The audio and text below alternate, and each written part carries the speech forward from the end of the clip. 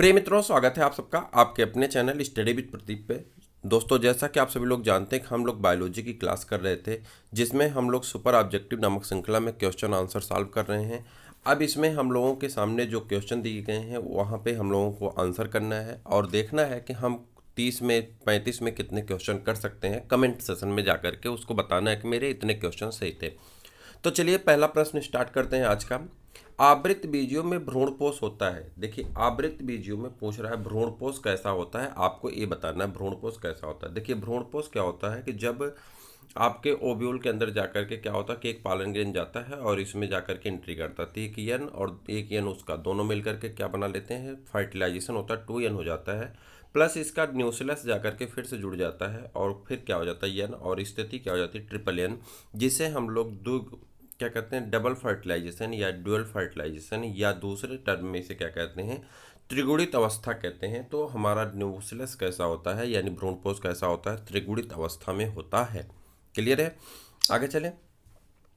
ध्रुवीय केंद्रक polar nucleus पाए जाते हैं। कह रहा है पोलर न्यूक्लियस कहाँ पाए जाते हैं, तो आपको बताना है पराग नलिका में, पराग भ्रूणपोष में, या भ्रूणकोश में, निभाग में। तो कहाँ पाए जाते हैं ध्रुवीय केंद्रक, इसके बारे में आपको आंसर करना है।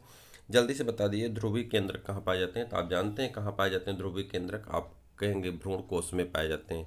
आपने एक स्थिति देखी होगी, जैसे मान लेते हैं ओव्यूल है तो इसमें 3 स्थिति होती है, ऐसे और ऐसे, ठीक है, और उसके बाद बीच में 2 होते हैं। तो उसी को क्या कहते हैं, उसी में आपसे पूछा जा रहा था, आप क्या कहेंगे भ्रूणकोश में पाए जाते हैं। ठीक है, जब बीजांड बीजांड वृंत पर समकोण पर मुड़ा होता है। देखिए, जब बीजांड बीजांड वृंत पर समकोण पर मुड़ा होता है तो उस बीजांड के इस प्रकार के बीजांड को क्या कहते हैं। कह रहा है उस बीजांड के इस प्रकार को क्या कहते हैं, आपको ये बताना है। बीजांड आप जानते हैं 6 प्रकार के होते हैं, तो उसी 6 प्रकार में से आपसे पूछ रहा है कि अगर बीजांड वृंत समकोण पर मुड़ा हो तो उसको क्या कहते हैं, इसी के बारे में आपको बताना है। तो आप जानते हैं उसे क्या कहते हैं, हेमोट्रोपस कहते हैं। क्या कहते हैं, हेमोट्रोपस कहते हैं। द्वितीयक केंद्रक का निर्माण होता है, ये तो आप आसान है। द्वितीयक केंद्रक का निर्माण होता है, कब होता है ये बता दीजिए जल्दी से, जल्दी से आंसर करिए। द्वितीयक केंद्रक का निर्माण होता है, कह रहा है 2 ध्रुवीय केंद्रकों के संयोजन से। द्वितीयक केंद्रक का निर्माण कहाँ होता है, 2 ध्रुवीय केंद्रकों के संयोजन से द्वितीयक केंद्रक का निर्माण होता है।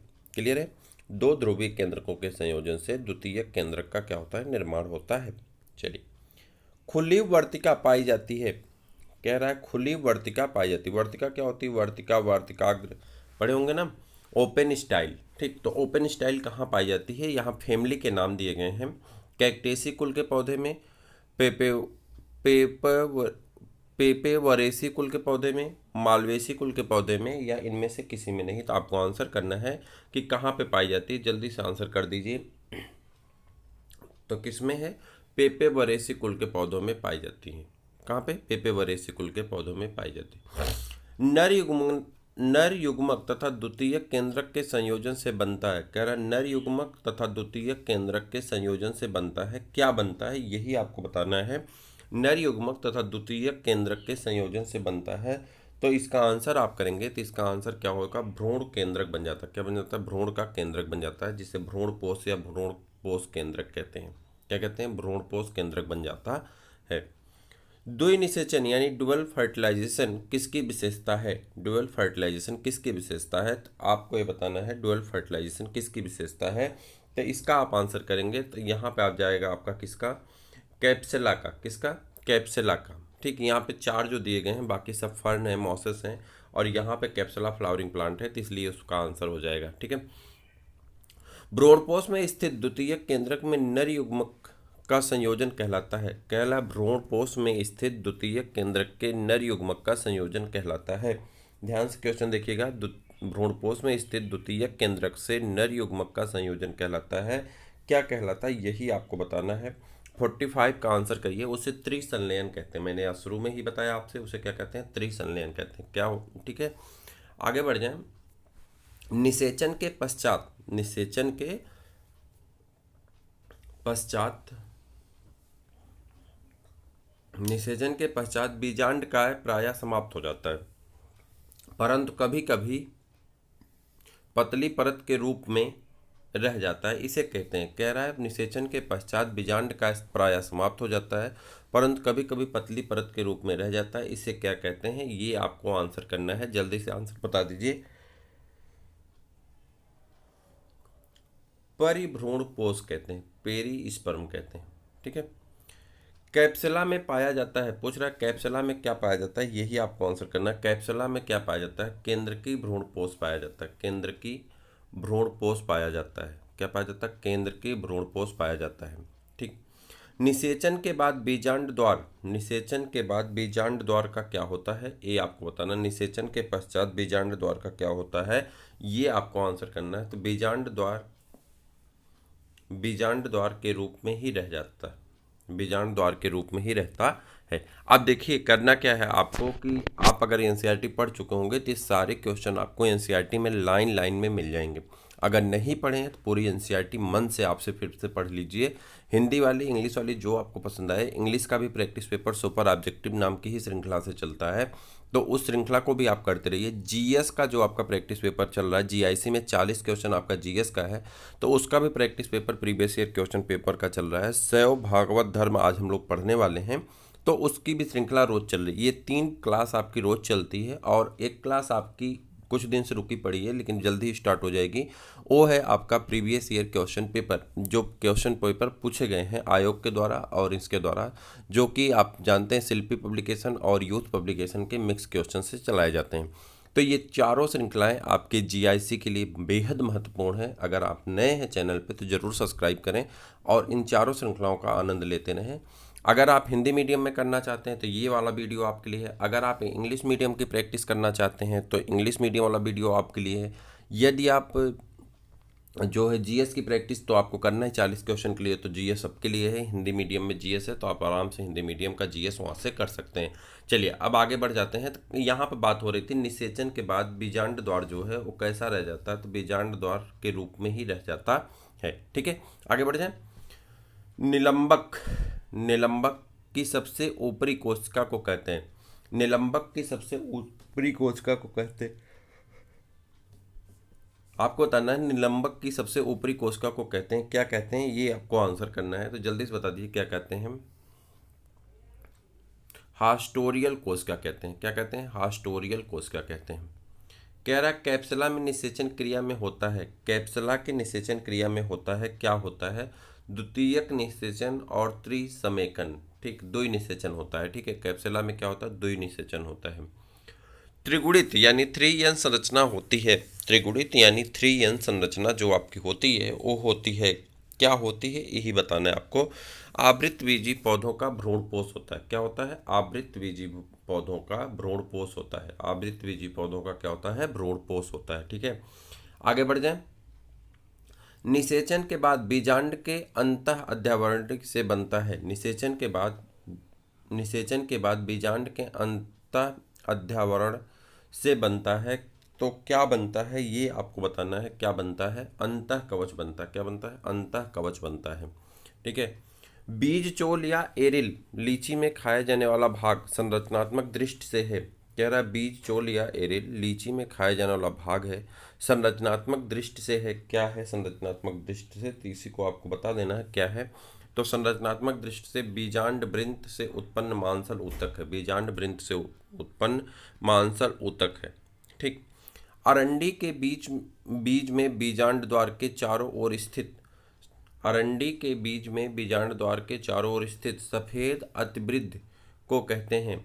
क्या कहते हैं? सफेद अतिवृद्ध को कहते हैं। क्या कहते हैं ये आपको बताना है।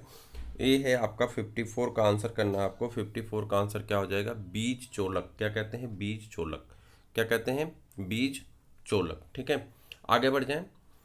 अभ्रूणपोषी बीजों में भोजन संचित रहता है, अभ्रूणपोषी बीजों में भोजन संचित रहता है। कहाँ पे संचित रहता है ये आपको बताना है। अभ्रूणपोषी बीजों में भोजन संचित रहता है, तो इसका आंसर आप बताएंगे कहाँ रहता है? बीज पत्रों में। कहाँ पे? बीज पत्रों में। निम्न में से किस ऊतक में वसा संचित रहती है? निम्न में से किस ऊतक में वसा संचित रहती है? 56 का आंसर कर दीजिए। किसमें वसा संचित रहती है? नारियल के भ्रूणपोष में। किसमें? नारियल के भ्रूणपोष में। यदि किसी पौधे की पत्ती की कोशिकाओं में गुणसूत्रों की संख्या 14 है, यदि किसी पौधे की पत्ती की कोशिकाओं में भ्रूणपोषों की संख्या 14 है तो उसका नर युग्मक द्वितीयक केंद्रक तथा भ्रूणपोष में यह संख्या क्रमशः होगी। कह रहा है यदि किसी पौधे की पत्ती की कोशिकाओं में गुणसूत्रों की संख्या 14 है तो उसके नर युग्मक द्वितीयक केंद्रक में यह संख्या होगी, क्रमशः कितनी होगी ये आपको बताना है। तो 57 का आपको आंसर करना है। 57 में आंसर हो जाएगा आपका 7, 14, 21। ठीक, इसको देखा जाएगा, फिर से हम बताते हैं आपको कैसे होता है। तो इसको यहाँ छोड़ दिए, फिर से हम इसके बारे में आपको बताएंगे। एक परागकोश में परागधानियों की संख्या होती है। कह रहा एक परागकोश में परागधानियों की संख्या होती है, कितनी होती है? एक परागकोश में परागधानियों की संख्या होती है 58 का आपको बताना है। क्या होगा? 4 होता है एक परागकोश में। आप देखते हैं परागकोश के साथ 2 पाली संरचना होती है, मैंने उस दिन आपसे चर्चा की थी। जब ये कट जाता है तो इसमें 4 लोब दिखाई पड़ने लगते हैं। क्लास में भी मैंने बताया था आपको जब एनसीईआरटी पढ़ रहे थे। संयुक्त परागकण पाए जाते हैं। संयुक्त परागकण कहाँ पाए जाते हैं आपको ये बताना है। 59 का आंसर करना। संयुक्त परागकण पाए जाते हैं कहाँ पे? तो संयुक्त परागकण पाए जाते हैं कहाँ पे? टाइफा में। किसमें? टाइफा में पाए जाते हैं। आवरण रहित बीजांड पाया जाता है। आवरण रहित बीजांड पाया जाता है कैप्सुला में, सूरजमुखी में, चंदन में, मटर में। तो आपको बताना आवरण रहित बीजांड पाया जाता है किसमें? तो जल्दी से बताइए। आवरण रहित बीजांड पाया जाता है चंदन में। किसमें पाया जाता है? चंदन में। जब बीजांड वृंत लंबा होकर बीजांड के चारों ओर से घेरे रहता है तो बीजांड का यह प्रकार क्या कहलाता है? कह रहा है जब बीजांड वृंत लंबा हो जाए और बीजांड को चारों तरफ से घेर ले तो ऐसे बीजांड को किस प्रकार का बीजांड कहते हैं? तो ऐसे बीजांड को हम लोग कहते हैं सरसिनोट्रोपस बीजांड। क्या कहते हैं? सरसिनोट्रोपस बीजांड कहते हैं। सरसिनोट्रोपस बीजांड कहते हैं। ठीक है। भ्रूणपोष में प्रतिमुख कोशिका स्थित होती है। भ्रूणपोष में प्रतिमुख कोशिकाएं स्थित होती हैं। कहाँ पे स्थित होती हैं? तो आप बताइए। भ्रूणपोष में प्रतिमुख कोशिकाएं स्थित होती हैं। जल्दी से आंसर करिए। प्रतिमुख कोशिकाएं स्थित होती हैं कहाँ पे? निभाग की ओर। कहाँ पे? निभाग की ओर। परागकण में होते हैं। परागकण में होते हैं तो इसका आंसर कर देंगे आप। परागकण में होते हैं। जल्दी से बताइए। परागकण में होते हैं। परागकण में होते हैं एक जनन कोशिका व एक नलिका कोशिका। एक जनन कोशिका व एक नलिका कोशिका। परागकण में क्या होते हैं? एक जनन कोशिका व एक नलिका कोशिका होती है।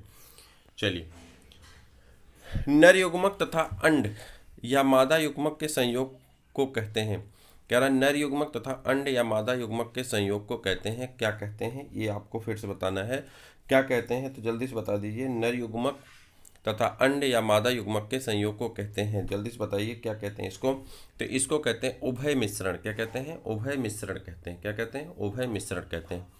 कभी कभी भ्रूण का निर्माण युग्मनज से न होकर के बीजांड का या अध्यावरणों से होता है तो इसे क्या कहते हैं? कभी कभी भ्रूण का निर्माण युग्मनज से ना होकर के बीजांड का या अध्यावरणों से होता है, इसे क्या कहते हैं? ये आपसे क्वेश्चन पूछा जा रहा है तो आप कहेंगे अपस्थानिक भ्रूणता कहते हैं। एडवेंटिशियस एम्ब्रियोनी कहते हैं। ये क्वेश्चन आपके एनसीईआरटी में नहीं है तो इसको ध्यान देंगे।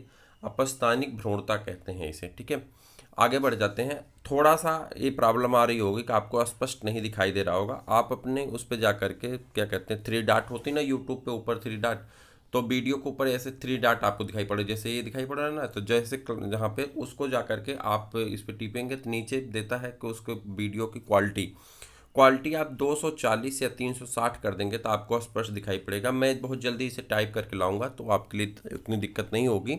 जब टाइप होगा तो थोड़ा सा और बड़ा कर लेंगे, क्योंकि यहाँ पे सारे क्वेश्चन को एडजस्ट करने के चक्कर में बहुत छोटी हो जा रही साइज, इसलिए आपको स्पष्ट दिखाई नहीं पड़ रही है।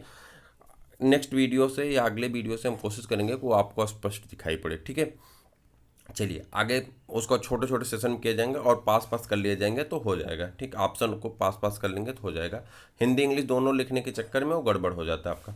चलिए आगे देखते हैं। परागकण की बाह्य भित्ति तथा अंतःभित्ति क्रमशः बनी होती। परागकण की बाह्य भित्ति तथा अंतःभित्ति क्रमशः बनी होती है। किसकी बनी होती है? तो आप कहेंगे परागकण की बाह्य भित्ति तथा अंतःभित्ति क्रमशः बनी होती है स्पोरोलेनिन और पेक्टोसेलुलोज की। स्पोरोलेनिन और पेक्टोसेलुलोज की, ये आपके एनसीईआरटी में है और इम्पॉर्टेंट क्वेश्चन की श्रृंखला में जाता है। एनसीईआरटी में जब आप माइक्रोस्पोरेंजियम पढ़ेंगे, लघु बीजाणुधानी पढ़ेंगे ना, तो उसमें नीचे लाइन जाइए, तो वहाँ पर आपको मिल जाएगा। वहाँ पर स्पष्ट रूप से दिया गया है कि परागकण की जो भित्ति होती है उसे बाह्य भित्ति को स्पोरोपालिनिन द्वारा बनाया गया होता है, जबकि अंतःभित्ति जो होती है वो पेक्टोसेलुलोज के द्वारा बनाया गया था। यह एक विशेष प्रकार का कार्बोहाइड्रेट होता है। ऐसे ऐसे करके आपको लाइन वहाँ पर दी गई होंगी, आप उसे पढ़ेंगे तो आपको मिल जाएगा। ठीक है, आगे चलें। भ्रूणकोश में सहायक कोशिका होती है। भ्रूणकोश में सहायक कोशिकाएं होती हैं। क्या होती हैं ये आपको बताना। भ्रूणकोश में सहायक कोशिकाएं होती हैं। अंड कोशिका के इधर उधर कहाँ पाई जाती हैं? अंड कोशिका में इधर उधर पाई जाती हैं। एक परागकोश में कुल 2 परागधानियां होती हैं। एक परागकोश में कुल 2 परागधानियां होती हैं। एक परागकोश में कुल 2 परागधानियां होती हैं। आपसे पूछ रहा 68 का आंसर। तो मालवेसी कुल के पौधों में, किसमें? मालवेसी कुल के पौधे में। परागकण के भ्रूणपोष पर प्रभाव को कहते हैं। परागकण के भ्रूणपोष पर प्रभाव को कहते हैं, क्या कहते हैं ये आपको बताना है। क्या कहते हैं? जीनिया कहते हैं। क्या कहते हैं? जीनिया कहते हैं। और भ्रूणकोश केंद्रक में प्रथम विभाजन के बाद भित्ति निर्माण हो जाता है, जिसके बाद के विभाजनों में भित्ति भ्रूणपोष के प्रकार को कहते हैं। भित्ति भ्रूणपोष के प्रकार को कहते हैं, क्या कहते हैं ये आपको बताना है। भित्ति भ्रूणपोष के प्रकार को कहते हैं हैलोबियल कहते हैं। क्या कहते हैं? हैलोबियल कहते हैं। अंतःसूत्री विभाजन द्वारा टेप्टम की कोशिकाएं हो जाती हैं। अंतःसूत्री विभाजन द्वारा टेप्टम की कोशिकाएं हो जाती हैं। टेप्टम कहाँ पाया जाता है? टेप्टम का काम क्या होता है? परागकण, जो परागकण होता है उसे पोषक तत्व देता है। ठीक है, टेप्टम के जैसे आप देखेंगे ना, जब उसको एनसीईआरटी पढ़ेंगे तो ऐसे एक डायग्राम दिख रहा होगा। ये डायग्राम मेरा अच्छा बनता नहीं है, मान लेते हैं ऐसे। तो ऐसे एक डायग्राम आप देखेंगे, किसका है ये डायग्राम? होता है आपके परागकण का। ठीक, इसमें दिखाया गया है कि कैसे परागकोश विकसित होते हैं, कैसे 4 कक्षा कोश में बनते हैं, कैसे उसमें परागकण, फिर इसमें से एक देखे होंगे एक में से निकलता हुआ परागकण दिखाई दे रहा है। तो यहीं पे लेवलिंग देखेंगे तो एक टेप्टम की मेम्ब्रेन का काम होता है पोषक तत्व देना। ठीक, तो चलिए बताइए। कह रहा है अंतःसूत्री विभाजन में टेप्टम कोशिकाएं हो जाती हैं। कैसी हो जाती हैं? अगुणित दुगुणित कैसी होती हैं ये आपको बताना है। तो जल्दी से बता दिए कैसे हो जाती है। बहुगुणित हो जाती हैं। कैसे हो जाती हैं? बहुगुणित हो जाती हैं। कुछ पौधों में सभी सूक्ष्म जीवाणु या परागकण मिलकर एक विशेष प्रकार की पॉलिनियम बनाते हैं। यह संरचना क्या कहलाती है? कह रहा है कुछ विशेष प्रकार के हैं जो पॉलिनियम मतलब एक बहुत ज़्यादा कोशिकाओं की संरचना बना लेते हैं, जिसे क्या कहते हैं वही आपसे पूछा जा रहा है। तो ये मदार में होता है।